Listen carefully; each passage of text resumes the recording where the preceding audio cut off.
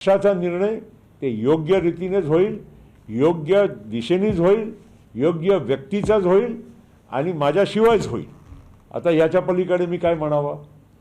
आमच्याकडून कधी हे विधान आलेलं नसताना उगीच उलसे उलटसुलट हे वादळ हे निर्माण करणं आणि आमच्या पक्षामध्ये संशय निर्माण करणं ही अत्यंत घाणेरडी ही गोष्ट आहे। मला अजिबात त्याच्या पलीकडे काय बोलायचं नाही आहे।